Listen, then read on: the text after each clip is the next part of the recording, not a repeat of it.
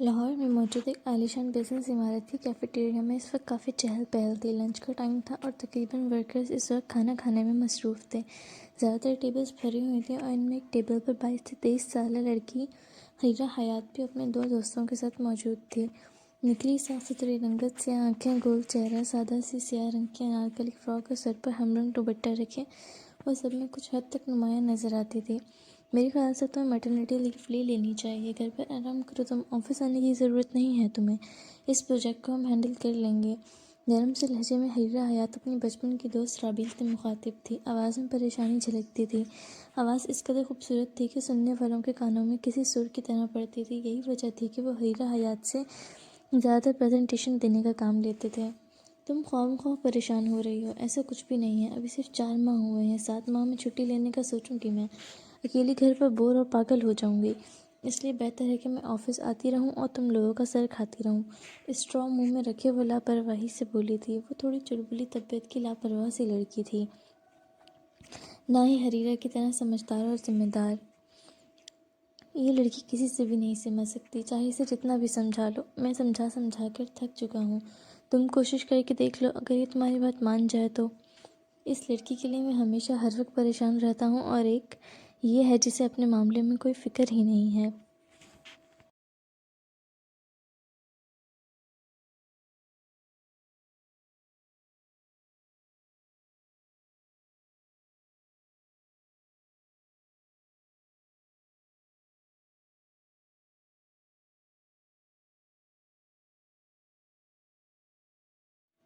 راحم احمد نے ایک گہری سانس بھری تھی۔ یہ لاپرواہ لڑکی اس کی بیوی تھی جسے سنبھالنا بے حد مشکل تھا۔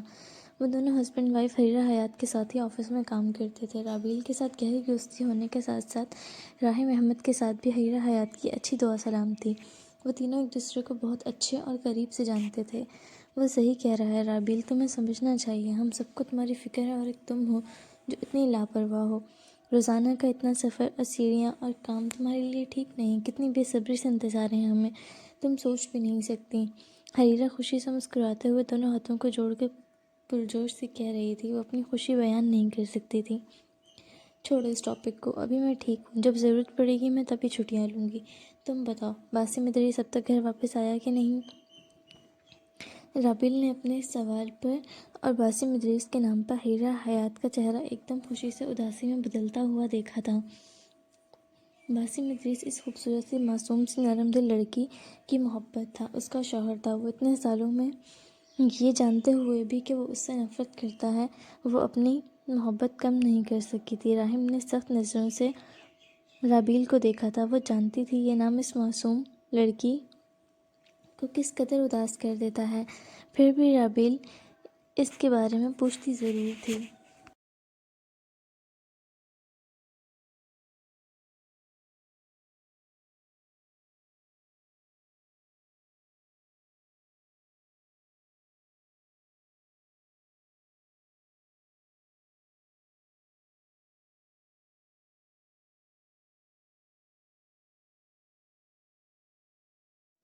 نہیں، وہ نہیں آئے، ہو سکتا ہے وہ کام میں مصروف ہوں گے، جیسے ہی فارغ ہوں گے واپس آ جائیں گے۔ اپنے دل کو حریرہ حیات نے ایک بار پھر جھوٹی تسلی دی تھی۔ خیریت تو ہے؟ اتنا کتنا کام جو وہ ایک سال میں ایک بار بھی اپنی بیوی کا پتہ کرنے گھر نہیں آ سکا؟ گھر آنا تو دور کی بات ہے، میرا نہیں خیال اس نے ایک بار بھی تمہیں کال کر کے تمہاری خیریت معلوم کی ہوگی۔ راحم احمد کے لہجے میں باسم ادریس کے لیے واضح ناپسندیدگی تھی۔ اسے ایسے مردوں سے سخت قسم کی چڑ تھی جنہیں اپنی بیویوں کا خیال تک نہیں آتا تھا، اور دوسرا وہ شخص اپنی اتنی معصوم لڑکی کو بغیر اس کے کسی گناہ کی سزا دے رہا تھا۔ حریرہ کو یہ ٹاپک سخت آرام دہ کرتا تھا۔ وہ اس شخص کے متعلق کچھ نہیں سن سکتی تھی، لیکن اسے ڈیفینڈ بھی نہیں کر سکتی تھی۔ دوسرا وہ جتنا اسے بھلانے کی کوشش کرتی، یہ لوگ پھر سے اس کا ذکر کر کے اس کے غم تازہ کر دیتے۔ اس کے کام زیادہ ہوں گے، مصروف ہوں گے، اس لیے وقت نہیں مل رہا ہوگا، وہ دھیمی سے شکست خوردہ آواز میں بولی تھی۔ نظر اب نیچے کو جھکی تھی۔ وہ کام میں مصروف ہے یا اپنی گرل فرینڈ میں؟ کوئی بھی اتنا مصروف نہیں ہوتا کہ ایک شہر سے دوسرے شہر تک کا سفر کرنے کا وقت نہیں ہو۔ اس کے بعد شیخو پورہ سے لاہور کا سفر اس قدر بھی نہیں ہے کہ وہ کسی ایونٹ کو چھوڑو عید پر بھی ایک دن کے لیے آ جائے۔ 1 گھنٹے سے زائد کا فاصلہ تو ہرگز نہیں ہے، رابیل برہمی سے بولی تھی۔ حریرہ کا ہر بار باسم ادریس کے لیے جواز پیش کرنا اسے قطعی پسند نہیں تھا۔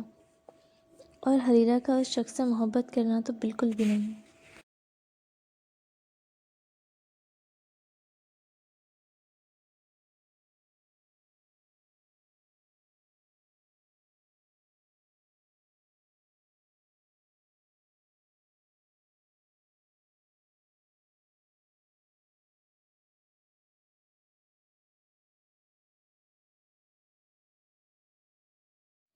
اچھا چھوڑو اس بات کو، ہم امید کر سکتے ہیں کہ ایک دن وہ بدل جائے گا اور پھر سب ٹھیک ہو جائے گا۔ تم اداس نہیں ہو، کل کی پریزنٹیشن کی تیاری مکمل ہے؟ وہ حریرہ کو دیکھتے ہوئے بات بدلنے کی کوشش کر رہا تھا۔ باسم ادریس کے ذکر پر تکلیف حریرہ حیات کے چہرے پر آتی تھی، وہ محسوس کر سکتا تھا۔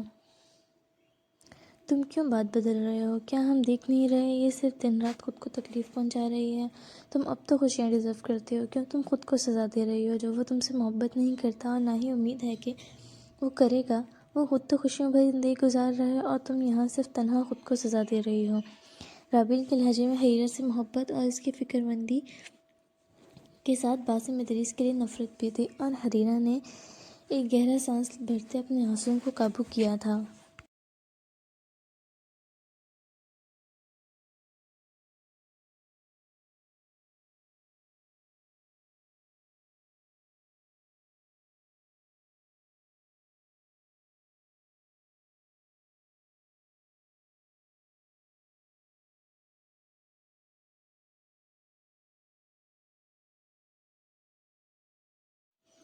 رابل ٹھیک کہہ رہی ہے حریرہ، وہ تم سے محبت نہیں کرتا اور نہ ہی وہ تمہیں ڈیزرو کرتا ہے۔ کیوں اس کے لیے اپنی زندگی برباد کر رہی ہو؟ وہ بے اختیار بولا تھا۔ کیونکہ میرے پاس کوئی اور راستہ نہیں ہے، میرے پاس اتنی ہمت نہیں ہے کہ میں اسے چھوڑ سکوں، وہ بے بسی سے کہہ رہی تھی۔ وہ اب بھی اس امید میں تھی کہ ایک دن وہ اس سے محبت ضرور کرے گا۔ ہم تمہیں ساری زندگی تو ایسے نہیں دیکھ سکتے، چھوڑ دو اس شخص کو جسے تمہاری قدر ہی نہیں، وہ ایک خودغرض انسان ہے۔ پلیز راہم، اس کے بارے میں کچھ نہیں بولو، مجھے اس کے بارے میں کوئی بات نہیں کرنی۔ وہ درشتگی سے اسے ٹوک گئی تھی۔ جس شخص کو دل کی مسند پر بٹھایا تھا اس کے متعلق برائی کیسے سن سکتی تھی وہ؟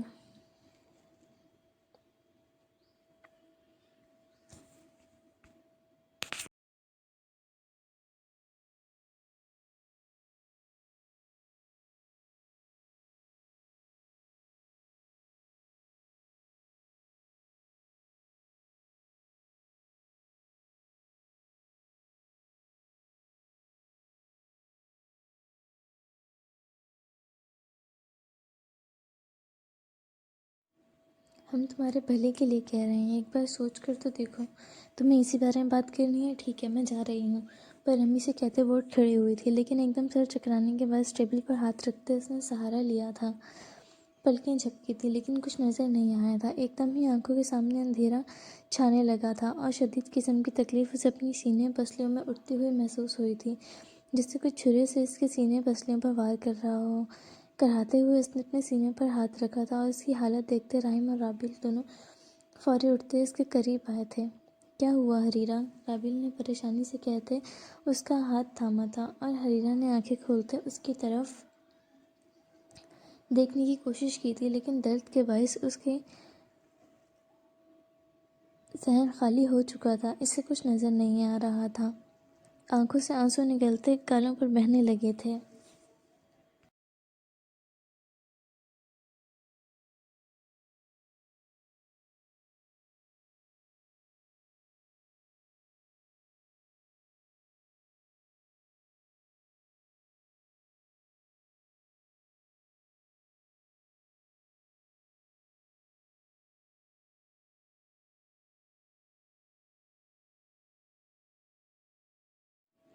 حریرہ کیا ہوا؟ کچھ بولو تو صحیح۔ راہم نے ہاتھ آگے بڑھایا تھا، لیکن اس سے پہلے ہی وہ اپنے ہوش و حواس کھوتے زمین بوس ہوئی تھی۔ رابل نے حیرت سے منہ پر ہاتھ رکھا تھا، جبکہ راہم فوری حریرہ کے پاس زمین پر گھٹنوں کے بل بیٹھا تھا، اس کا سر اٹھاتے اپنی گود میں رکھا تھا۔ حریرہ آنکھیں کھولو، وہ پریشانی سے کہتے اس کا گال تھپ تھپا رہا تھا، لیکن کوئی فائدہ نہیں تھا، وہ پہلے ہی اپنے ہوش و حواس کھو چکی تھی۔ کیفیٹیریا میں موجود باقی کے لوگ بھی اس کے گرد اکٹھے ہونے لگے تھے۔ کچھ ہی لمحوں میں اسے حریرہ کے منہ سے خون کی ایک لکیر بہتی ہوئی محسوس ہوئی تھی، جو حریرہ کے گال پر موجود راہم کا ہاتھ بھگو گئی تھی۔ دونوں نے خوف سے حریرہ کو اور اس کے منہ سے بہتے خون کو دیکھا تھا۔ وہ دونوں اور باقی کے لوگ بھی وہاں موجود ساخت ہوئے تھے، وہ سبھی حریرہ کو جانتے تھے۔ خون کی مقدار بڑھتی دیکھ کر ان دونوں کو ہوش آیا تھا۔ رابل ایمبولینس کو کال کرو جلدی، وہ اونچی آواز میں بولا تھا۔ ماتھا پسینے سے بھیگنے لگا تھا اور رابل فوری کھڑی ہوئی تھی اور پرس سے فون نکالتے وہ ایمبولینس کو کال کرنے لگی تھی۔ کچھ ہی وقت کا کھیل تھا اور کچھ لوگ اس کے بے ہوش وجود کو اٹھاتے اسٹریچر پر ڈالتے اسے ایمبولینس میں منتقل کر رہے تھے۔ رابل حریرہ کے ساتھ ایمبولینس میں موجود تھی جبکہ رحیم ایمبولینس کے پیچھے گاڑی میں۔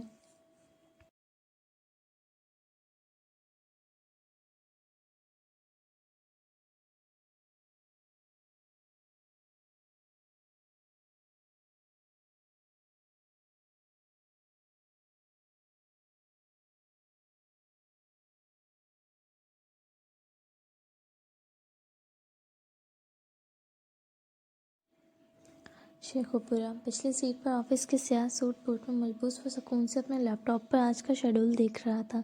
ایک سائٹ تو وزٹ کر کے آ چکا تھا، بس اب مزید کچھ جگہیں رہتی تھیں جہاں اسے جانا تھا۔ ایک دم اسے احساس ہوا تھا کہ جس راستے پر وہ جا رہا ہے وہ راستے میں ہی شہرین کا آفس تھا۔ وہ مسکرایا تھا۔ ہفتہ ہوا تھا وہ کام کی مصروفیت کے باعث شہرین سے مل نہیں سکا تھا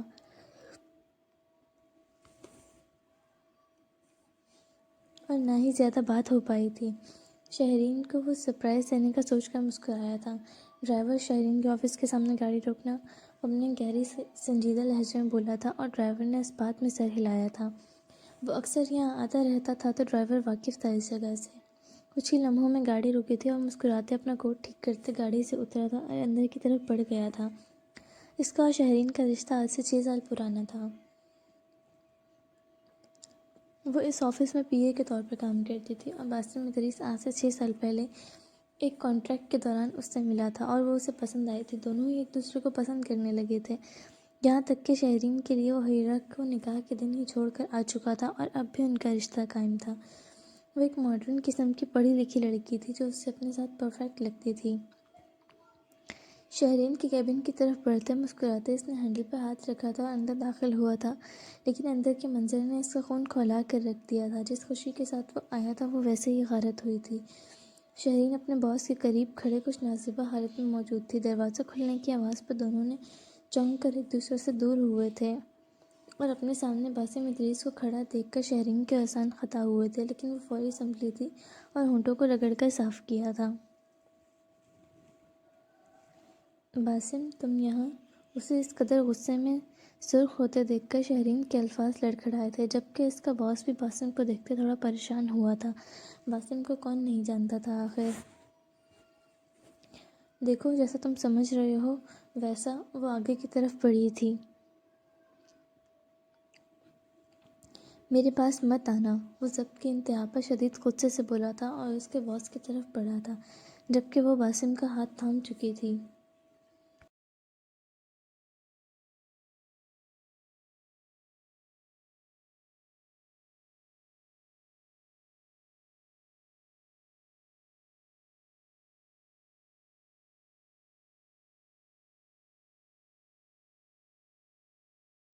ہاتھ چھوڑو میرا شہرین، ورنہ بہت برا پیش آؤں گا میں تمہارے ساتھ۔ وہ غصے سے چیخا تھا۔ جس قدر وہ تکلیف محسوس کر رہا تھا وہ بیان نہیں کر سکتا تھا اور وہ غصہ وہ سامنے کھڑے شخص پر نکالنا چاہتا تھا۔ باسم ہمت نہیں کرنا اسے ہاتھ لگانے کی، وہ بھی جواباً اونچی آواز میں بولی تھی۔ تو بتاؤ کیا کروں میں؟ اس کی ہمت کیسے ہوئی تمہیں چھونے کی؟ تیش سے کہتے وہ اس کا ہاتھ جھٹک گیا تھا۔ دفعہ ہو جاؤ یہاں سے، وہ بوائے فرینڈ ہے میرا، اونچی لہجے میں کہتے وہ اپنے باس کے سامنے کھڑی ہوئی تھی اور وہ اسے دیکھتا رہ گیا تھا۔ غصہ غم میں بدل رہا تھا۔ تو تم نے مجھے دھوکے میں رکھا ہوا تھا، تم ایسا کیسے کر سکتی ہو؟ وہ بے یقینی کی کیفیت میں تھا۔ کیوں نہیں کر سکتی میں لڑکی ہوں، میری کچھ ضروریات ہیں اور تم بس بات کرنے کے علاوہ کچھ نہیں جانتے۔ تم اچھے نیک انسان بن کر رہو اور میری جان چھوڑو۔ اس کے انداز میں اکتاہٹ تھی۔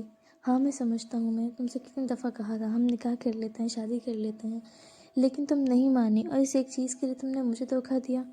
نکاح سے پہلے یہ سب غلط تھا، تم جانتی ہو۔ وہ ہار رہا تھا اور دھوکا میں دے رہی تھی۔ مت بھولو تم بھی شادی شدہ ہو اور ایک شادی شدہ انسان سے میں شادی کروں اور تم تک محدود ہو جاؤں بغیر جانے کہ تم اس قابل ہو بھی یا نہیں۔ اس نے ہنکار بھرا تھا اور باسم اسے دیکھتا رہ گیا تھا۔ جس لڑکی کے پیچھے اس نے سب چھوڑا تھا وہ اسے ایسے کہہ رہی تھی۔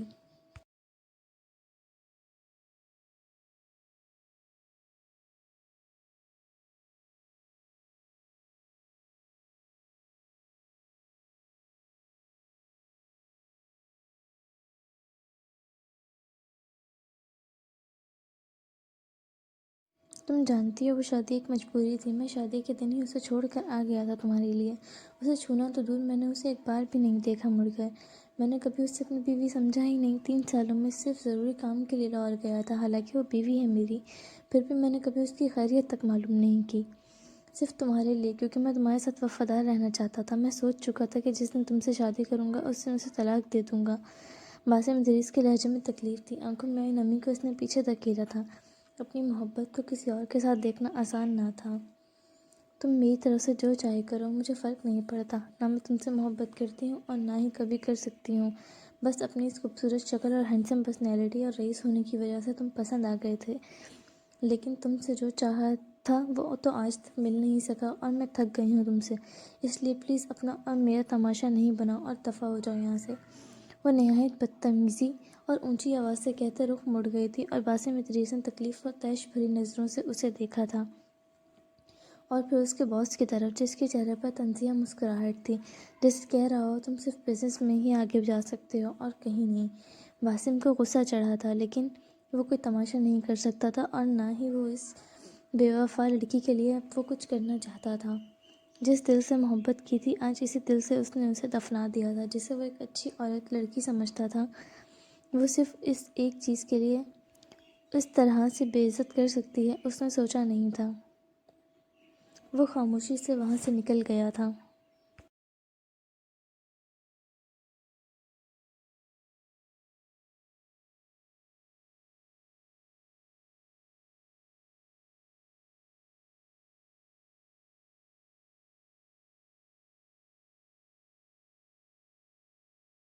کار میں بیٹھتے سے دروازہ ایک دھاڑ کے ساتھ بند کیا تھا کہ ڈرائیور بھی ایک لمحے کے لیے چونک گیا تھا۔ چلو آفس چلو ڈرائیور، اس نے اپنی پیشانی کو مسلا تھا اور آنکھیں بند کیے پچھلی سیٹ سے ٹیک لگا گیا تھا۔ تم نے اچھا نہیں کیا میرے ساتھ حریرہ حیات، اگر تم خود غرض نہ بنتی، میری زندگی میں نہ آتی تو کیا ہو جاتا تمہارا؟ تم نے سب برباد کر دیا حریرہ، سب کچھ۔ آج میری محبت بھی مجھ سے چھن گئی صرف تمہاری وجہ سے۔ تم ایسی تو نہیں تھی، بچپن سے جانتا ہوں میں تمہیں، تم تو دوسروں کی خوشی کے لیے اپنی خوشیاں قربان کر دیتی تھی، تو میری باری پر کیا ہو گیا تمہیں؟ خوش تو آج تم بھی نہیں ہوگی اور مجھے بھی رہنے لائق نہیں چھوڑا۔ وہ ہر بات کا الزام اس بے قصور پر ڈال رہا تھا، اسے مجرم ٹھہرا رہا تھا جس کا کوئی قصور نہیں تھا۔ ماضی، آج سے 3 سال پہلے۔ تم جانتی ہو میں تم سے شادی نہیں کر سکتا، میں کسی اور کو پسند کرتا ہوں اور اس سے شادی کرنا چاہتا ہوں۔ ویسے بھی تم میرے ٹائپ کی لڑکی تو بالکل بھی نہیں ہو۔ میں مما کو ایک بار انکار کر چکا ہوں، لیکن وہ بالکل بھی نہیں مان رہی، اور میرا بار بار انکار ان کی طبیعت خراب کر سکتا ہے۔ اگر تم خود انکار کر دو تو وہ ہماری شادی کا خواب نہیں دیکھیں گی۔ وہ تم سے محبت کرتی ہیں، تمہاری بات مان جائیں گی، اور انہیں یہ بالکل بھی مت بتانا کہ میں کسی سے محبت کرتا ہوں۔ باسم ادریس حریرہ حیات کے کمرے میں موجود نرمی سے لیکن انتہائی سنگ دل بنا کہہ رہا تھا۔ وہ جانتا تھا کہ حریرہ حیات اسے پسند کرتی ہے، اس کی آنکھوں میں وہ اپنے لیے پسندیدگی دیکھ چکا تھا، اور حریرہ حیات اس سنگ دل شخص کو نم آنکھوں سے دیکھ رہی تھی۔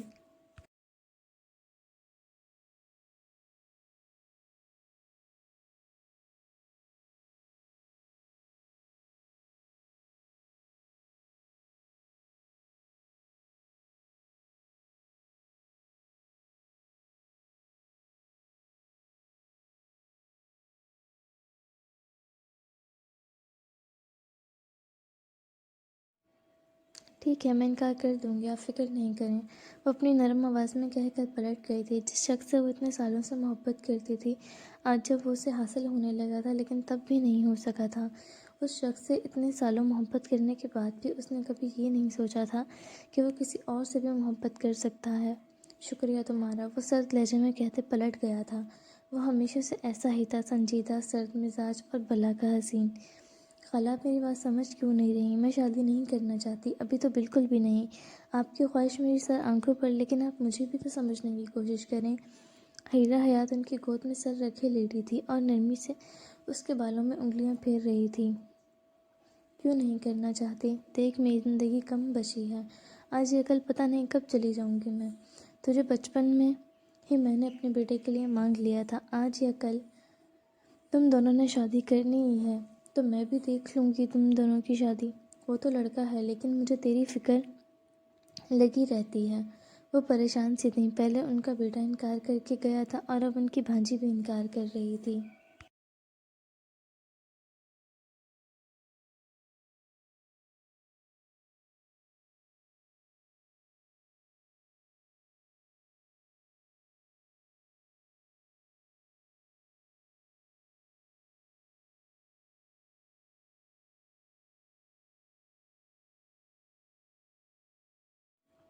خوش نہیں ہوگا آپ کو، آپ ٹھیک رہیں گی، باسم بھی ابھی شادی نہیں کرنا چاہتے، آپ سمجھ ہی نہیں رہی ہمیں۔ وہ اداس سی ہوئی تھی۔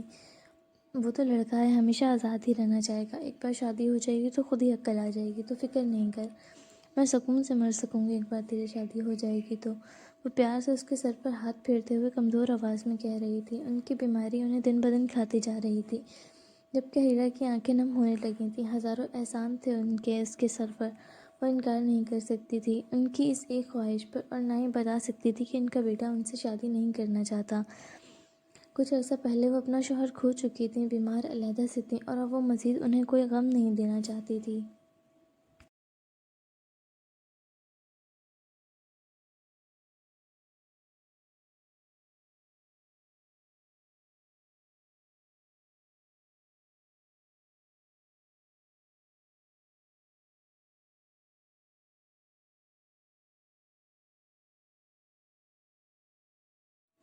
بچپن میں ہی ہیرا کے والدین اسے چھوڑ کر اس دنیا سے جا چکے تھے، اور تب اس کی خالہ ہی تھی جس نے بچپن سے ہیرا حیات کو ماں بن کر پالا تھا، اس کے ہر ضرورت اور خوشی کا خیال رکھا تھا، اور آج جب وہ کچھ مانگ رہی تھی تو ہیرا حیات انکار نہیں کر سکتی تھی۔ آپ ایک بار ان سے بات کر لیں، اگر وہ مان جائیں تو مجھے کوئی اعتراض نہیں۔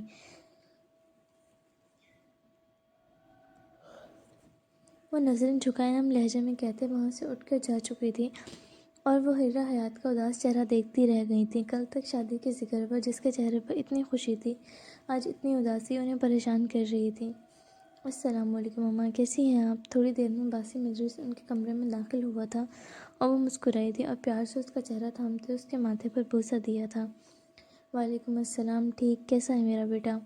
وہ نرم آواز میں کہہ رہی تھی۔ آپ کا بیٹا بھی ٹھیک ہے، دوائیاں کھا چکی ہیں آپ؟ اب وہ ان کی ادویات دیکھنے لگا تھا۔ ہاں، ابھی حریرہ کھلا کر گئی ہے، اچھی نرم دل کی لڑکی ہے، بہت خیال رکھتی ہے سب کا۔ ان کے لہجے میں حریرہ کے لیے محبت ہی محبت تھی، اور باسم ادریس نے بھی اقرار میں سر ہلایا تھا۔ وہ ایک بہت اچھی لڑکی تھی، اس میں کوئی شک نہیں تھا، وہ خود بھی گواہ تھا اس بات کا۔ بچپن سے دیکھتا آ رہا تھا وہ ہیرا حیات کو، اور کوئی خامی اس نے اس لڑکی میں نہیں دیکھی تھی۔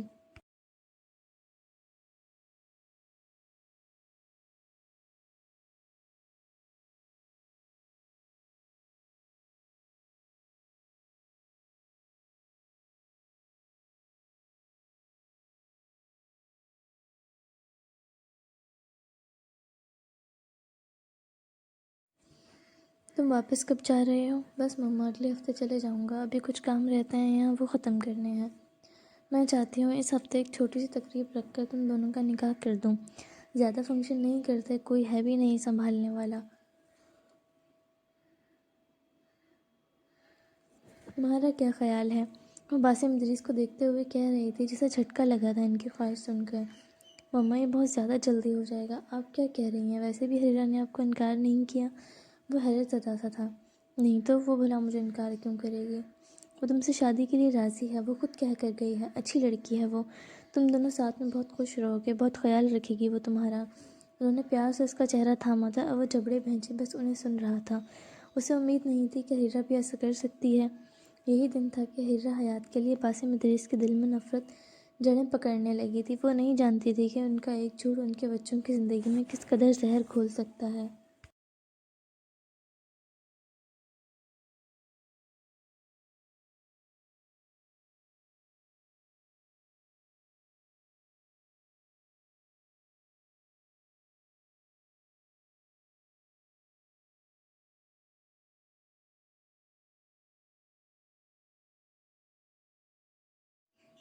کچھ ہی دنوں کے بعد نکاح رکھا گیا تھا ان کا۔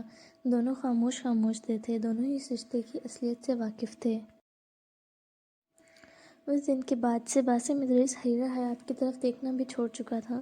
نکاح ہو چکا تھا، اور ہیرا حیات کو باسم ادریس کے کمرے میں بٹھایا گیا تھا، لیکن باسم ادریس نے کمرے میں قدم رکھنا تک گوارا نہیں کیا تھا۔ اچھا ماما، میں چلتا ہوں، مجھے بہت ضروری کام ہے، ورنہ اس وقت تو کبھی نہ جاتا۔ وہ جھکتے ان سے پیار لے رہا تھا، اور وہ ویل چیئر پر بیٹھی خفا خفا سی تھی۔ وہ عین وقت پر جا رہا تھا، وہ ان کی ایک بات مان چکا تھا، وہ ہر بات ان سے نہیں منوا سکتی تھی۔ اپنا خیال رکھنا اور جلدی لوٹنا، ہم انتظار کریں گے تمہارا۔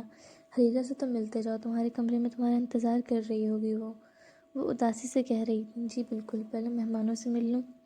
وہ مسکرا کر بولا تھا اور پھر مہمانوں سے ملتے ہوئے چلا گیا تھا، جبکہ وہ معصوم لڑکی اس کے کمرے میں بیٹھی اس کا انتظار کرتی رہ گئی تھی اور دوبارہ وہ شخص کبھی لوٹ کر نہیں آیا تھا۔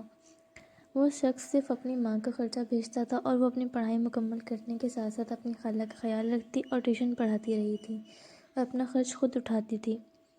اپنی خالہ کے سامنے وہ خوش رہنے کی کوشش کرتی تھی، لیکن ان کے نکاح کے بعد انہیں احساس ہوا تھا کہ ان سے غلطی ہوئی ہے۔ وہ شخص جو ہر ہفتے آتا تھا وہ ان 8 ماہ میں ایک بار بھی نہیں لوٹ کر آیا تھا۔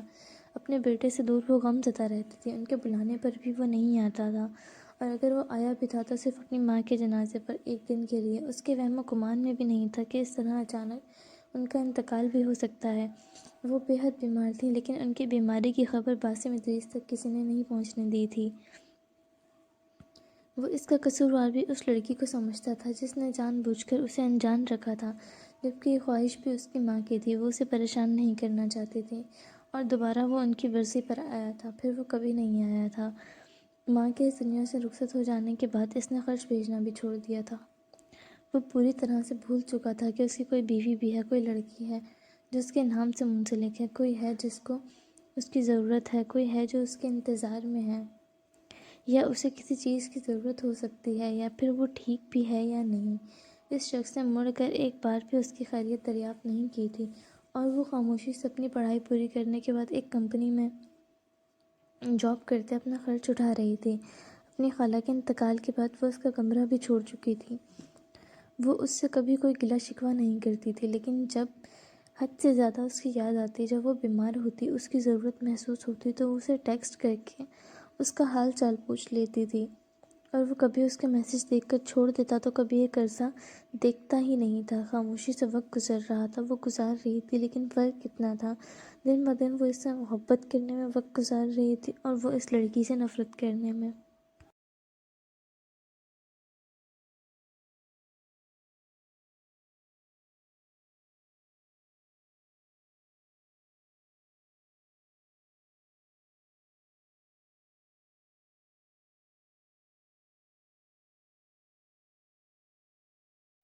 لاہور کینسر کیئر ہسپتال حال میں واپس آ تو وہ لڑکی ہسپتال کے ICU میں زندگی اور موت کی جنگ لڑ رہی تھی۔ 3 دن گزر چکے تھے، لیکن وہ اب تک ہوش میں نہیں آئی تھی۔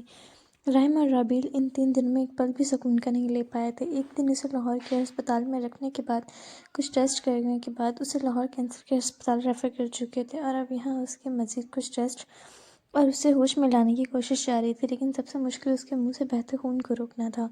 3 دن سے حیرہ کے ساتھ وہ دونوں موجود تھے، ایک لمحے کے لیے بھی وہ دونوں گھر نہیں گئے تھے۔ اب بھی وہ ڈاکٹر کے کیبن میں پریشان حال بیٹھے تھے، ہونٹوں پر بس ایک ہی دعا تھی کہ ان کی دوست ٹھیک ہو جائے اور انہیں کوئی اچھی خبر سننے کو ملے۔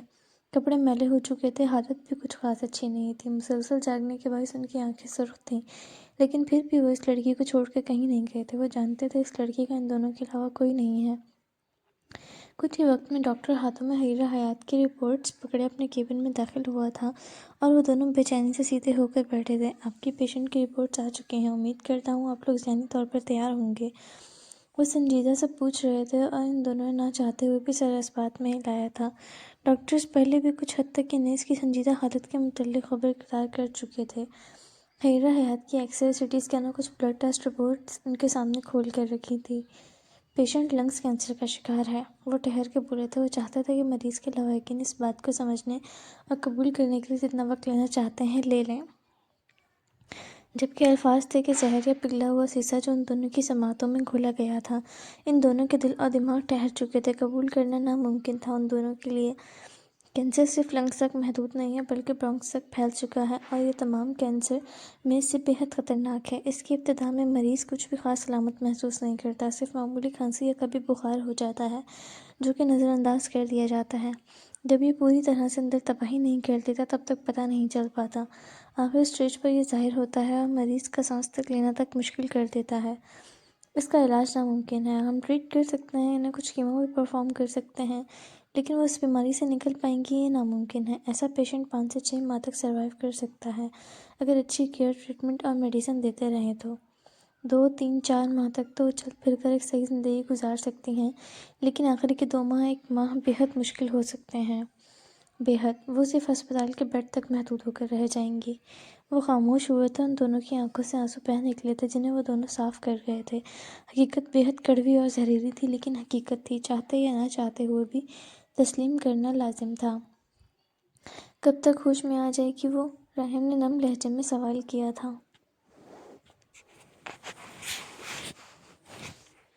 بس 1-2 دن اور ٹریٹمنٹ کر رہے ہیں، جلد ہوش میں آ جائیں گی۔ 1 ہفتے تک آپ انہیں گھر بھی لے جا سکتے ہیں، پھر جیسے ہی ان کی طبیعت خراب ہو آپ انہیں لانے میں دیر مت کرنا۔ ویسے آپ دونوں پیشنٹ کے کیا لگتے ہیں؟ وہ 3 دن سے جس طرح انہیں پریشان ہوتے دیکھ رہا تھا وہ حیرت زدہ تھا۔ ان دونوں کے علاوہ اور کوئی نہیں آیا تھا۔ ہم دوست ہیں تینوں۔ وہ اٹکا تھا فیملی کے ذکر پر۔ تو آپ نے ان کی فیملی کو انفارم نہیں کیا؟ ان کے بارے میں انہیں اچنبھا ہوا تھا۔ شی ڈونٹ ہیو، دل پر پتھر رکھتے اس نے جواب دیا تھا۔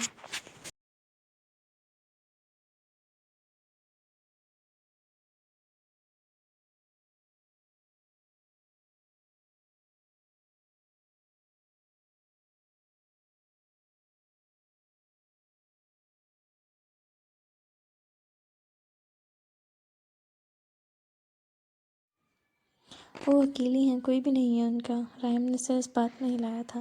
علاج کا خرچ تو بہت ہوگا، ایسے لوگوں کے لیے ٹرسٹ علاج کے پیسے فراہم کرتا ہے۔ چیریٹی یا زکوٰۃ پر ان کا علاج ہو جائے گا اگر آپ ٹرسٹ سے رابطہ کر کے فارم فل کر دیں تو۔ وہ اپنی طرف سے ان کی مدد کو بولے تھے جبکہ ان دونوں نے ضبط سے گہرا سانس بھرا تھا۔ ہم ہیں اس کے لیے، اس کے علاج کا خرچ ہم اٹھا سکتے ہیں، اسے ضرورت نہیں زکوٰۃ کی۔ شکریہ آپ کا۔ کیا ہم ان سے مل سکتے ہیں؟ سنجیدہ لہجے میں کہتے راہم اور وہ دونوں اٹھ کھڑے ہوئے تھے اور ڈاکٹر نے اس بات میں سر ہلایا تھا۔ راہم کو حد سے زیادہ غصہ باسم پر آیا تھا۔ جو کوئی باسم مدریس کو جا کر بتاتا اس رئیس بزنس مین کی بیوی کے لیے لوگ زکوٰۃ کے پیسوں پر علاج کرانے کے مشورے دے رہے ہیں اور وہ اس سے اب بھی نفرت کرنے میں مصروف ہے۔ حریرہ حیات کے ICU روم میں وہ دونوں داخل ہوئے تھے۔ 3 دن پہلے تک جو وہ اس کے ساتھ بیٹھ کر باتیں کر رہی تھی، آج وہ اسپتال کے بستر پر زندگی اور موت کے درمیان چھوڑ رہی تھی۔ پورا وجود مشینوں میں جکڑا ہوا تھا۔ منہ میں نہ جانے کون سی مشینیں فٹ کی گئی تھیں جس کے ذریعے وہ سانس لے رہی تھی۔ اسے اس حالت میں دیکھتے دونوں کی آنکھوں سے آنسو زاروں قطار بہنے لگے تھے۔ بھارے دل اور نم آنکھوں کے ساتھ انہوں نے بیڈ کی طرف قدم بڑھائے تھے۔ کچھ دن پہلے ہم اس سے کہہ رہے تھے کہ ہم اسے زندگی بھر تکلیف میں اور غم زدہ نہیں دیکھ سکتے، لیکن معلوم ہی نہیں تھا اس کے پاس تو زندگی ہی نہیں۔ کیا ہم سچ میں اسے ہمیشہ کے لیے کھونے والے ہیں؟ حریرہ کے ماتھے کو چھوتے ہوئے نم آنکھوں سے تکلیف بھرے لہجے میں کہتے راہم کو دیکھ رہی تھی جس کی خود کی آنکھیں چھلک رہی تھیں۔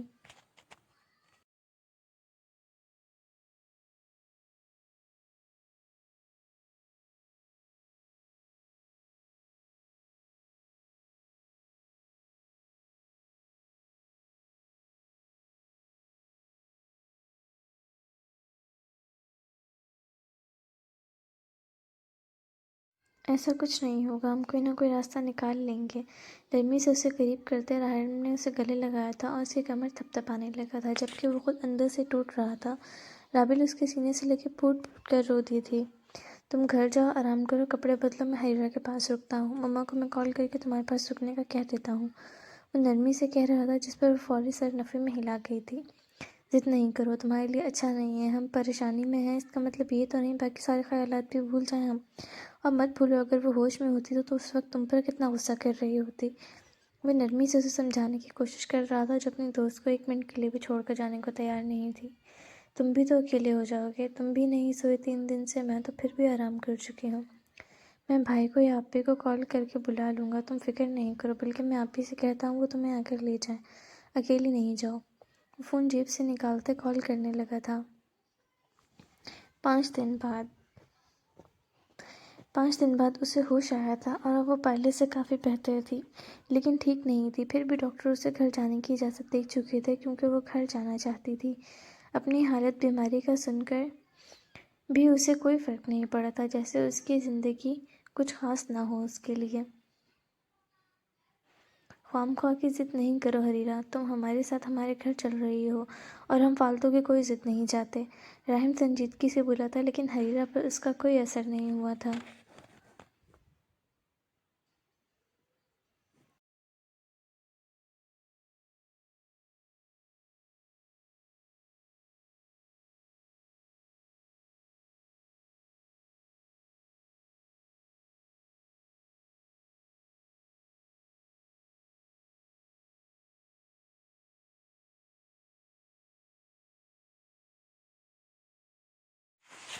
تم سمجھ کیوں نہیں رہے؟ میں پہلے تم لوگوں کو بہت پریشان کر چکی ہوں، مزید نہیں کرنا چاہتی۔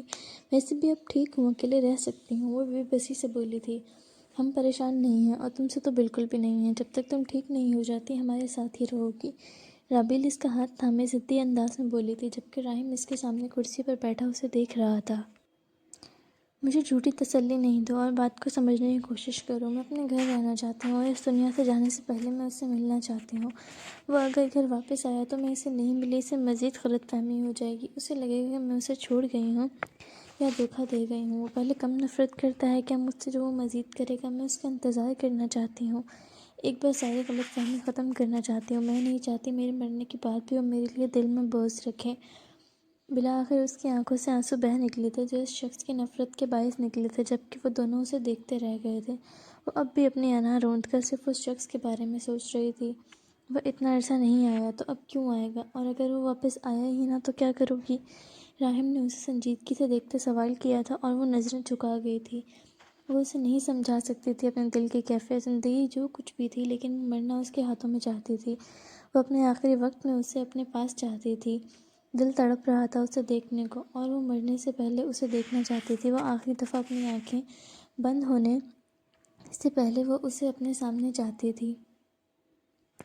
کوئی بات نہیں، اگر نہیں آیا تو کم از کم میں اس ریگریٹ میں تو نہیں رہوں گی کہ میں نے ایک بار بھی کوشش نہیں کی۔ اس کی آواز بے حد دھیمی تھی، اسے امید بھی نہیں تھی کہ وہ اس سے ملنے آئے گا۔ وہ جانتی تھی کہ اس شخص کے پاس اب یہاں آنے کی کوئی وجہ باقی نہیں، وہ نہیں آئے گا، لیکن پھر بھی اس کا دل چاہتا تھا کہ وہ آخری کوشش کرے۔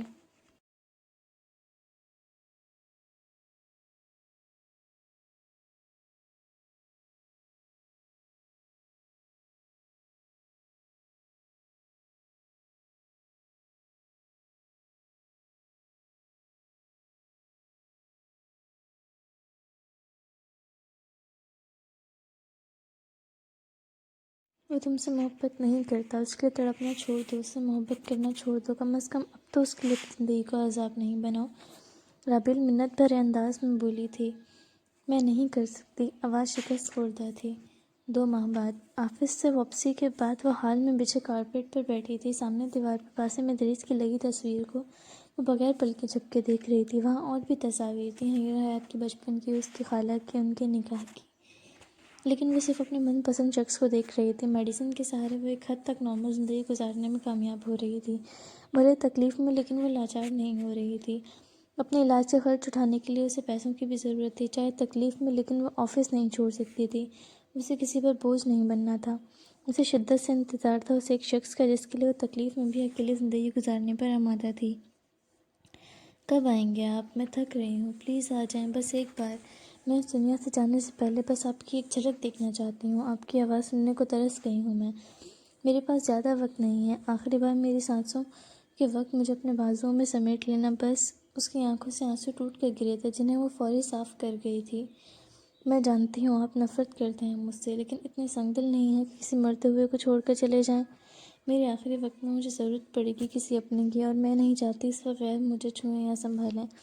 بس اس وقت میرا ساتھ دے دینا، میں احسان مند رہوں گی آپ کی۔ وہ اس کی تصویر سے باتیں کر رہی تھی، ایک خواہش تھی جو وہ اپنے محرم سے کر رہی تھی، بغیر یہ جانے کہ کچھ لوگ اس قدر خوش نصیب نہیں ہوتے کہ ان کی خواہشات پوری ہوں۔ وہ پوری طرح سے اس کی محبت میں پاگل تھی۔ وہ اب بھی اس کی خواہش کر رہی تھی جو اسے دیکھنا بھی پسند نہیں کرتا تھا۔ ہم اکثر چیزیں خود سے ہی سوچ کر بڑی غلطی کر دیتے ہیں، ہماری توقعات ہی ہمیں زیادہ تکلیف دیتی ہیں۔ قسمت ہمیشہ اسی شخص سے بے لوث محبت کرواتی ہے جن کا ملنا مقدر میں نہیں ہوتا۔ اچانک ہی دروازے کی بیل بجی تھی اور حیرہ حیات نے فوری اپنی آنکھوں کو رگڑ کر صاف کیا تھا۔ اس وقت روزانہ راہم اور رابیل اس سے ملنے آتے تھے، اگر اسے روتا دیکھ لیتے تو کبھی اسے یہاں اکیلے چھوڑ کر نہ جاتے۔ چہرے پر پانی کی چھینٹیں مارتے چہرہ صاف کر کے وہ فوری دروازے کی طرف بڑھی تھی، لیکن دروازہ کھولتے ہی وہ سامنے کھڑے شخص کو دیکھ کر ساکت رہ گئی تھی۔ بے یقینی سی تھی، پہلے بے یقینی تھی، پھر حیرت تھی، اور پھر خوشی تھی۔ اس کے چہرے پر ایک کے بعد ایک تاثر آیا اور گیا تھا جو سامنے کھڑے شخص نے بغور دیکھا تھا۔ قاسم ادریس حیرہ کے لب بے آواز حرکت میں آئے تھے۔ وہ اب تک یقین نہیں کر پا رہی تھی، لیکن ایک سرد اور سنجیدہ آواز اسے اپنے حواسوں میں لے کر آئی تھی۔ کیا تم میرے راستے سے ہٹو گی یا پھر یہیں کھڑا رہوں میں ساری رات؟ لہجہ سرد تھا لیکن آواز میں وہی غصہ اشتعال تھا جو اس لڑکی کو دیکھ کر ہمیشہ آتا تھا۔ سوری، میری توجہ نہیں رہی۔ وہ پزل ہوئی تھی اور فوری ہٹتے اس نے اسے اندر آنے کا راستہ دیا تھا۔ وہ بغیر اس کی طرف دیکھے سیدھا اوپر اپنے کمرے کی طرف بڑھ گیا تھا اور ایک لمبے عرصے بعد حریرہ حیات کے ہونٹوں پر مسکراہٹ آئی تھی۔ آج اس کی دعا قبول ہوئی تھی۔ وہ خوش تھی، بے حد خوش، اتنا کہ وہ اپنی بیماری تکلیف بھی بھول چکی تھی۔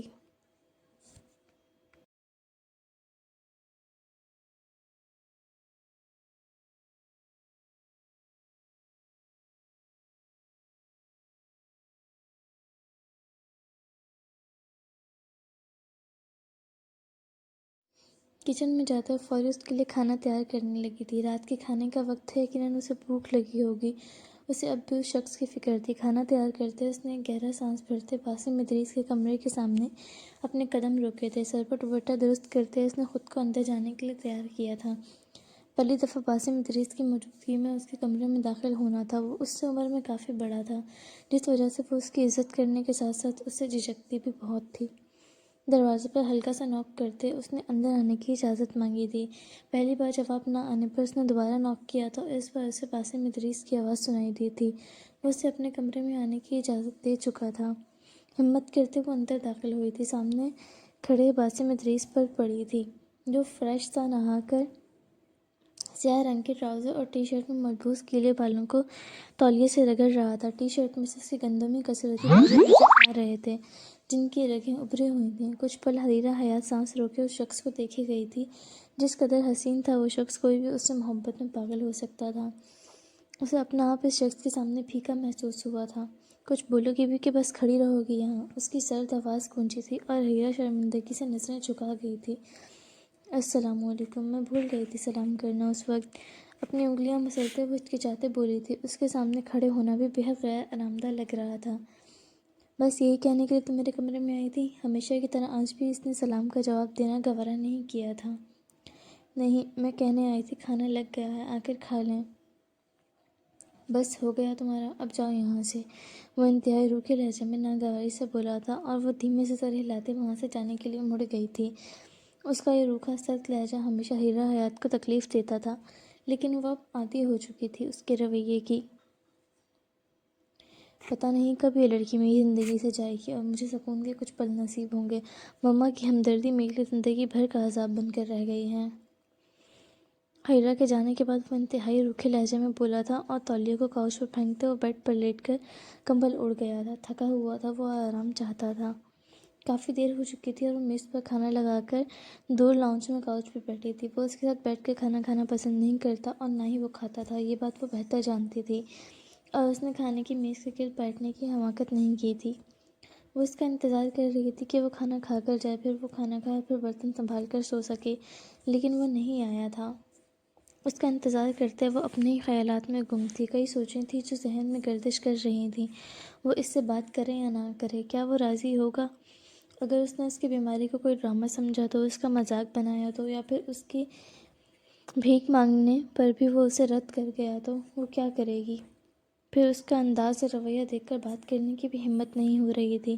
کل تک جو آسان لگ رہا تھا کہ وہ آئے گا، وہ اس سے بات کرے گی اور وہ مان جائے گا، وہ اس کی تمام غلط فہمیاں دور کرے گی اور وہ اس پہ یقین کر لے گا، اب وہ مشکل نہیں ناممکن لگ رہا تھا۔ وہ جانتی تھی وہ ہمیشہ کی طرح ایک دو دن رک کر چلا جائے گا، اور اتنے کم عرصے میں اس سے بات کرنا، خود کو ایکسپلین کرنا بے حد مشکل تھا۔ وہ محبت نہیں نفرت کرتا ہے مجھ سے، میرے مرنے یا جینے سے کوئی فرق نہیں پڑے گا، بلکہ میرا مرنا اس کے لیے خوشی کا باعث ہوگا۔ وہ کیوں مجھ سے ہمدردی کر کے میرے ساتھ رہے گا؟ لیکن میں نے آج تک اس سے کچھ نہیں مانگا، کچھ نہیں کہا۔ اگر میں اپنے آخری وقت میں صرف اس کا ساتھ مانگ رہی ہوں تو وہ اتنا تو مجھے دے سکتا ہے۔ مجھے ایک بار بات کرنے کی کوشش کرنی چاہیے اس سے۔ وہ خود سے ہی سوچتے صوفے کے بازو پر سر ٹکا گئی تھی۔ بیماری اور تکلیف کے باعث زیادہ دیر تک بیٹھنا اس کے لیے ناممکن تھا۔ کمزور بھی وہ پہلے سے بے حد ہو چکی تھی۔ آنکھوں سے آنسو ٹوٹ کر فرش پہ گرے تھے۔ وہ کافی دیر تک انتظار کرتی رہی تھی، لیکن وہ نہیں آیا تھا اور بالآخر نیند نے اسے اپنی آغوش میں لے لیا تھا۔ صبح کے وقت اس کی آنکھ کھلی تھی اور وہ ایک دم اٹھ بیٹھی تھی۔ ٹیبل پر نظر پڑی تھی جہاں اب تک کھانا ویسا کا ویسا رکھا ہوا تھا۔ اس کے دل میں ایک ڈر پیدا ہوا تھا کہ کہیں وہ واپس تو نہیں چلا گیا۔ آس پاس نظر دوڑاتے اس نے باسم ادریس کو ڈھونڈنا چاہا تھا جب وہ اسے اپنے سے کافی فاصلے پر رکھے ایک کاؤچ پہ بیٹھا لیپ ٹاپ میں اپنی گود میں رکھے کچھ کام کرتے ہوئے دکھائی دیا تھا، اور حریرہ حیات نے سکون کا سانس لیا تھا۔ فریش ہونے کے بعد کھانا اٹھا کر اس نے کچن میں واپس رکھا تھا اور ناشتہ تیار کرنے لگی تھی۔ ناشتہ تیار کرتے اس نے ٹیبل پر رکھا تھا، لیکن اب بھی ہچکچاہٹ تھی، پتہ نہیں وہ کھائے گا بھی یا نہیں۔ ناشتہ کر لیں، آ کر لگ گیا ہے، وہ دھیمی آواز میں اس کی طرف دیکھتے بولی تھی۔ یہیں دے جاؤ مجھے، میں فی الحال کام چھوڑ کر نہیں آ سکتا، وہ سرد لہجے میں بولا تھا، اور حریرہ حیات نے ناشتہ اٹھاتے اس کے سامنے ٹیبل پر جا رکھا تھا اور اپنے لیے بنایا ہوا وہی نرم دلیا وہیں ٹیبل پر بیٹھ کر کھانے لگی تھی۔ اسے اب کھانا نگلنے میں تکلیف ہوتی تھی۔ ایک نظر اس نے دور بیٹھے باسم ادریس پر ڈالی تھی، وہ کام کے ساتھ ناشتہ بھی کر رہا تھا۔ وہ بیوی تھی اس کی، لیکن پھر بھی وہ اس کے ساتھ بیٹھ کر کھانا گوارا نہیں کرتا تھا۔ وہ روزانہ ہی اکیلے کھانا کھاتی تھی، لیکن اس کی موجودگی میں اکیلا پن زیادہ محسوس ہو رہا تھا۔ آنکھوں میں آتے آنسوؤں کو اس نے پیچھے دھکیلا تھا اور بمشکل اس نے اپنا نوالا حلق میں اتارا تھا۔ مزید کھانے کی ہمت نہیں رہی تھی۔ دلیے کے باؤل کو اس نے ایک طرف رکھا تھا اور گلاس پانی کا اٹھاتے ختم کیا تھا۔ وہ اس کے سامنے رونا نہیں چاہتی تھی، لیکن آنسوؤں کو ضبط کرنے کی وجہ سے اس کا حلق اور آنکھیں دونوں درد کرنے لگی تھیں۔ کچھ ہی وقت میں ڈور بیل بجی تھی اور حریرہ حیات نے دروازہ کھولا تھا۔ راحم اور رابیل کو دیکھ کر وہ مسکرائی تھی۔ وہ روزانہ ہی اس وقت اسے اپنے ساتھ آفس لے جانے آتے تھے۔ گڈ مارننگ، کیسی ہو تم؟ اونچی پرجوش انداز میں کہتے اندر آتے حریرہ کے گلے لگی تھی، اور راحم نے بھی گھر میں قدم رکھا تھا۔ اب پہ سر جھٹکتے وہ واپس کام میں مصروف ہو گیا تھا۔ وہ حریرہ حیات کے بچپن کے دوست تھے، وہ اس بات سے واقف تھا، جبکہ وہ دونوں باسم ادریس کو دیکھ کر حیران تھے۔ جی کب آیا؟ راحم ہلکی آواز میں حریرہ حیات سے مخاطب ہوا تھا۔ کل رات، اس نے بھی دھیمے لہجے میں جواب دیا تھا۔ آؤ ناشتہ کرتے ہیں۔ وہ تینوں کھانے کی میز پر جا بیٹھے تھے۔ یہ اب کیوں اور کیسے آ گیا اور آیا کس لیے ہے یہ؟ رابیل بے چینی سے بولی تھی۔ باسم کا یہاں آنا اسے سمجھ نہیں آیا تھا، اور حریرہ حیات نے بھی کندھے اچکائے تھے، مطلب وہ بھی نہیں جانتی تھی وجہ۔ چھوڑو یہ سب، تم نے بات کی اپنے بارے میں اس سے؟ راحم سنجیدگی سے بولا تھا۔ وہ مرد تھا، ذمہ داریاں جانتا تھا۔ وہ جاننا چاہتا تھا کہ باسم ادریس اپنی ذمہ داری سنبھالنا چاہتا ہے یا پھر وہ خود کو انتظام کرے۔ وہ سب جاب ہولڈر تھے، تنخواہ میں سے اتنا پیسہ نکالنا مشکل کام تھا۔ نہیں، مجھے موقع نہیں ملا، میں کوشش کروں گی آج بات کرنے کی۔ اس نے گہرا سانس لیا تھا۔ اور کیا لگتا ہے تمہیں وہ مان جائے گا؟ یہ وہ سوال تھا جس کا جواب حریرہ حیات کے پاس بھی نہیں تھا۔ پتہ نہیں، کوشش تو کر سکتے ہیں۔ اس نے اپنا لہجہ ہموار رکھا تھا۔ کوشش کر کے دیکھ لو، امید ہے اس بار وہ تمہاری امیدیں نہ توڑے۔ اگر وہ نہ کہتا ہے تو بتانا ضرور۔ راحم کے لہجے میں باسم ادریس کو لے کر نا امیدی کے علاوہ کچھ نہیں تھا۔ کچھ حد تک وہ حقیقت سے واقف تھا۔ حریرہ کی حالت اس قدر بدل چکی تھی کہ کوئی بھی دیکھ کر فکر مند ہوتا۔ اگر اسے اب تک اپنی بیوی کی حالت بھی نظر نہیں آ رہی تھی تو ہمدردی کی امید اس سے فضول تھی۔ مجھے آفس سے کچھ دن کی چھٹی چاہیے، تم یہ 3 دن کی چھٹی کی اپلیکیشن دے دینا۔ وہ رابیل سے مخاطب تھی۔ ٹھیک ہے، اپنا خیال رکھنا۔ اگر ہماری ضرورت ہو یا طبیعت زیادہ خراب ہو تو ہمیں کال کر لینا، اور لاپرواہی بالکل نہیں کرنا۔ آفس نہیں آ رہی تو شام میں ڈاکٹر پر بھی جانا ہے، تیار رہنا، ہم آفس سے واپسی پر تمہیں لینے آئیں گے۔ وہ حریرہ حیات سے گلے ملتے کہہ رہی تھی۔ نہیں، شام میں تم لوگ نہیں آنا، میں خود چلی جاؤں گی ڈاکٹر پر۔ وہ انہیں روک گئی تھی۔ اسے روزانہ ہی ڈاکٹر کی ضرورت پڑتی تھی۔ آئی وی انجیکشن، میڈیکیشنز اور ٹریٹمنٹ ہی اسے روزانہ کی بنیاد پر بہتر رہنے میں اور منہ سے آتا خون روکنے میں مدد کر رہے تھے۔ پکا تم چلی جاؤ گی؟ راحم کو حیرت ہوئی تھی۔ ہاں، میں چلی جاؤں گی، تم لوگ فکر نہیں کرو، وہ ہچکچائی تھی۔ ٹھیک ہے، ہم چلتے ہیں، آفس کو دیر ہو رہی ہے۔ وہ دونوں جا چکے تھے اور حریرہ حیات نے کافی کا مگ لاتے باسم ادریس کے سامنے رکھا تھا۔ وہ ناشتے کے بعد کافی لیتا تھا اور وہ آج بھی اس کی ہر عادت سے واقف تھی۔ ایک گہرا سانس لیتے اس نے خود کو باسم ادریس سے بات کرنے کے لیے تیار کیا تھا۔ مجھے آپ سے کچھ ضروری بات کرنی ہے، کیا آپ کے پاس کچھ وقت ہے کہ آپ میری بات سن سکیں؟ وہ دھیمی سی آواز میں گھبراتے ہوئے بول رہی تھی۔ نہیں، میرے پاس فالتو وقت نہیں، مجھے کام ہے۔ کافی کا مگ اور لیپ ٹاپ اٹھاتے وہ اوپر کی طرف بڑھ گیا تھا۔ حریرہ حیات نے اسے جاتا دیکھ اپنے ہونٹوں کو بھینچا تھا۔ کوئی بات نہیں، جب آپ کے پاس فضول وقت ہوگا ہم تب بات کر لیں گے، وہ خود سے کہتے لاؤنج میں بیٹھ گئی تھی۔ آفس نہیں گئی تھی تو اسے کام ختم کرنا تھا، ویسے بھی اسے کام ختم کرتے آفس سے ریزائن بھی کرنا تھا۔ دوپہر کا کھانا وہ اسے کمرے میں ہی دے آئی تھی۔ اب شام ہونے کو تھی، لیکن وہ کمرے سے باہر نہیں آیا تھا۔ اپنا کام ختم کرتے حریرہ حیات نے لیپ ٹاپ کو بند کرتے سائڈ پر رکھا تھا اور کافی بنانے چلی گئی تھی۔ اسے تو منع تھی کافی، لیکن کسی اور کو تو بنا کر دینی تھی۔ ہاتھ میں کافی کا مگ تھامے وہ اسی کمرے میں داخل ہوئی تھی۔ دروازہ کھلا تھا، لیکن پھر بھی وہ دروازہ ناک کرتے اندر آئی تھی۔ سامنے باسم ادریس کانوں میں ایئر فونز لگائے آن لائن میٹنگ میں مصروف تھا۔ نہ تو وہ حریرہ حیات کی کمرے میں موجودگی محسوس کر پایا تھا اور نہ ہی حریرہ حیات کو معلوم تھا کہ وہ میٹنگ میں مصروف ہے۔ کافی کا مگ اس کے سامنے ٹیبل پر اس کے لیپ ٹاپ سے کچھ فاصلے پر رکھتے وہ اس سے دور کھڑی ہوئی تھی، ایک بار پھر اس سے بات کرنے کے لیے ہمت اکٹھی کر رہی تھی۔ کیا آپ میری بات کچھ وقت کے لیے سن سکتے ہیں؟ مجھے آپ کا 1 منٹ سے زیادہ نہیں لوں گی، مجھے ضروری بات کرنی ہے آپ سے، وہ التجائی لہجے میں بولی تھی، جبکہ اس کی آواز پر اچانک سر اٹھاتے باسم نے اس کی طرف دیکھا تھا اور غلطی سے اس کا ہاتھ کافی کے مگ پر لگا تھا اور ساری گرم گرم کافی لیپ ٹاپ کی بیڈ پر جا گری تھی اور کانچ کا مگ فرش پر گرتے ٹوٹ چکا تھا۔ حریرہ نے گھبراتے اسے دیکھا تھا۔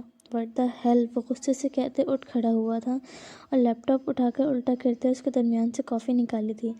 اس کی میٹنگ رک گئی تھی، لیپ ٹاپ بند ہو چکا تھا۔ غصے سے اس نے لیپ ٹاپ کو ٹیبل پر پٹکا تھا، لیکن اس کا پاؤں کانچ کے ٹکڑے پر آنے والا تھا۔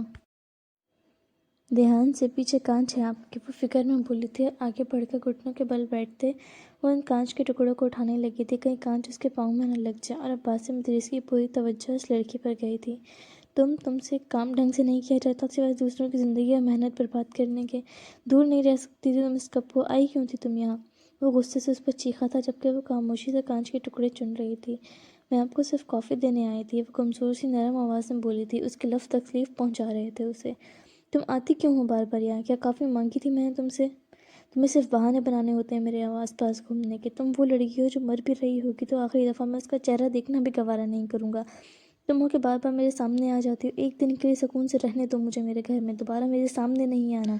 پتہ نہیں کس دن تم جاؤ گی میری زندگی سے، میرے گھر سے، مجھے کچھ پل سکون کے نصیب ہوں گے۔ وہ چیخ رہا تھا، لیکن اس کے لفظ حریرہ حیات کا دل چھلنی کر گئے تھے، آخری امید بھی توڑ گئے تھے اور آخری خواہش بھی اس کے اندر دفن گئے تھے۔ تکلیف کی شدت سے حریرہ حیات نے کانچ کے ٹکڑوں والی مٹھی خود بخود بند ہوئی تھی، ضبط سے آنکھیں سرخ ہونے لگی تھی۔ ایک نظر اس شالم شخص پر ڈالی تھی جو اس پر چیخ رہا تھا، اس کی سرخ آنکھوں میں تکلیف دیکھتے وہ خاموش ہوا تھا۔ انہی آنکھوں میں کئی دفعہ وہ اپنے لیے محبت بھی دیکھ چکا تھا۔ ٹیبل کے ساتھ پڑی ڈسٹ بن میں اس نے ہاتھ میں موجود کانچ کے ٹکڑوں کو پھینکا تھا جو اس کے خون سے تر ہو چکے تھے۔ وہ ایک لمحے کے لیے اس کے سامنے رکی تھی۔ سوری فار ایوری تھنگ، ہو سکے تو معاف کر دیجیے گا، جان بوجھ کر کچھ بھی نہیں کیا میں نے، ہلکی سی آواز میں کہتے وہ وہاں سے نکلتے اپنے کمرے میں آئی تھی۔ بیڈ پر بیٹھتے وہ گہری سانسیں لینے لگی، سانس لینے میں تکلیف ہونے لگی تھی۔ تکلیف اس قدر تھی کہ وہ اشکوں سمیت رونا چاہتی تھی لیکن رو نہیں سکتی تھی۔ تکلیف کے باعث اس کی سانسیں اکھڑنے لگتیں اور منہ سے خون آنے لگتا۔ بالآخر وہ خود پر ضبط نہیں رکھ سکی تھی اور ہاتھوں میں چہرہ چھپاتے اشکوں سمیت رو دی تھی۔ اور پھر جو نہیں ہونا چاہیے تھا وہ ہونے لگا تھا، اس کے منہ سے خون بہنا شروع ہو چکا تھا۔ تکلیف کی شدت سے اس نے اپنے سینے پہ ہاتھ رکھے تھے، مزید خون بہنے لگا تھا، اس کے چہرہ کپڑے خون میں بھرنے لگے تھے۔ وہ فوری اٹھتے واش روم میں گئی تھی اور شاور کھولتے اس کے نیچے بیٹھی تھی اور اپنے رونے پر قابو پانے کی کوشش کرنے لگی تھی۔ تکلیف کی شدت بڑھتی دیکھ وہ اٹھی تھی اور اوپر کیبنٹ سے دوائیاں نکالتے اس نے بغیر پانی کے نگل لی تھی اور شاور کے نیچے گردن اونچی کرتے وہ سر دیوار کے ساتھ ٹکائے بیٹھی تھی۔ آہستہ آہستہ تکلیف کی شدت کم ہونے لگی تھی اور اب خاموش آنسو اس کی آنکھوں سے نکل رہے تھے۔ اگر وہ شخص اسے اس وقت اس حالت میں اس قدر تکلیف میں دیکھ لیتا تو یقیناً اسے اپنے کہے کا پچھتاوا تو ضرور ہوتا، لیکن پچھتاوے بھی ظرف والوں کے نصیب میں آتے ہیں اور نامعلوم وہ ظرف رکھتا بھی تھا کہ نہیں، یا پھر اس لڑکی سے نفرت اس کی اس قدر تھی کہ اس کے معاملے میں اسے پچھتاوا بھی نہ ہوتا۔ "میں جانتی ہوں میرا نصیب ایسا ہی ہے، کاش تم کبھی میرے نصیب سے ہٹ کر مجھے ملتے۔ کیا ملا تمہیں مجھ سے میری ایک آخری خواہش بھی چھین کر؟" اپنی کہانی کے اختتام میں وہ اسے اپنی زندگی کی آخری نامکمل خواہش لکھ چکی تھی۔ "تم چاہتے ہو میں چلی جاؤں؟ چلی جاؤں گی، کبھی نہیں آؤں گی۔ مجھے نہیں پتا تھا آپ اتنی نفرت کرتے ہو مجھ سے۔" اس کے ذہن میں مختلف سوچیں گردش کر رہی تھیں۔ کہنے والے کچھ بھی کہہ جاتے ہیں بغیر یہ سوچے کہ سامنے والے کے دل پر کیا گزرے گی یا اسے کتنی تکلیف ہوگی۔ شام کے وقت وہ کمرے سے باہر آئی تھی، کھانا تیار کرتے ڈائننگ ٹیبل پر رکھ کر وہ باہر گارڈن کی طرف چلی گئی تھی۔ وہ دوبارہ اس کے سامنے نہیں آنا چاہتی تھی۔ کچھ وقت بعد وہ نیچے آیا تھا، نظریں ارد گرد دوڑاتے پہلی بار اس نے حریرہ حیات کو ڈھونڈنا چاہا تھا لیکن وہ کہیں بھی نہیں تھی۔ غصہ ٹھنڈا ہونے پر اسے غلطی کا احساس ہوا تھا۔ حریرہ حیات کو وہ سب کہنے کے بعد اس کا خود کا دل سکون میں نہیں تھا۔ اس کی نظر میز پہ رکھے کھانے پہ گئی تھی۔ وہ خاموشی سے کھانا کھانے بیٹھ گیا تھا لیکن بھوک ویسے ہی مر چکی تھی۔ کھانا اٹھاتے اس نے واپس کچن میں رکھا تھا اور واپس کمرے کی طرف چل دیا تھا۔ تازہ ہوا کے لیے وہ کچھ دیر کھڑکی میں کھڑا ہوا تھا۔ زندگی اس کی بھی کچھ خاص نہیں تھی، جیسے خوشیاں روٹ سی گئی تھیں اس سے بھی۔ کھڑکی سے باہر دیکھتے اس کی نظر گارڈن میں بیٹھی حریرہ حیات پر گئی تھی۔ مدھم روشنی کے باعث وہ اسے دیکھ نہیں سکتا تھا۔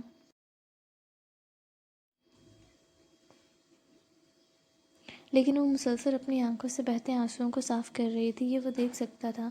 آخری بار ہیرا حیات کو بچپن میں روتے ہوئے دیکھ رہا تھا، اور آج وہ اسے روتے دیکھ رہا تھا۔ اسے روتا دیکھ اسے اپنے سخت الفاظ کا شدت سے احساس ہوا تھا۔ اس کے اختلافات تھے ہیرا حیات کے ساتھ، لیکن باسم ادریس کبھی ہیرا حیات سے اس قدر بری طرح سے کبھی پیش نہیں آیا تھا۔ اسے سمجھ نہیں آیا تھا کہ اسے کیا ہوا تھا۔ شاید وہ شہرین کا غصہ اس پر نکال گیا تھا۔